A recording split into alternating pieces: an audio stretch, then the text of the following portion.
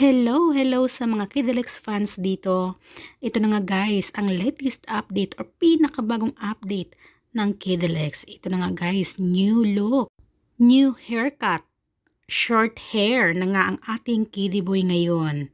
Talaga namang nagpagupit na nga si Kiddy at kanyang ibinahagi ito ngayon sa kanyang social media account sa IG.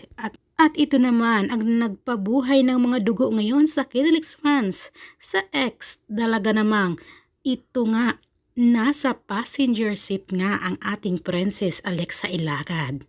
Ibinahagi mismo ito ni Kiddy Estrada at talagang proud na proud si Kiddy na ibinahagi niya ito na nasa passenger seat nga niya si Alexa Ilacad. Syempre, marami ang kinilig ng bonggang-bongga at guys, ngayon lamang gabi nga ito or mag-midnight na ibinahagi ni Kiddy sa kanyang social media account sa stories kung saan marami ang kinilig ng bonggang-bongga. Talagang for real na talaga ang ating Kidelex. Napaka-sweet naman talaga at syempre, kitang-kita nyo naman na talagang dalagang-dalaga na at binata na talaga ang dalawa. Kaya marami ang nag-aabang sa videos nito kung meron man dahil ito lang po ang pasabog at paayudan ni Kiddy sa stories nga ngayon ni Kiddy guy. At guys, kinilig ba kayo?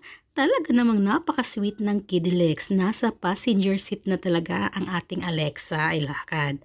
Comment down below guys kung kinilig kayo dito.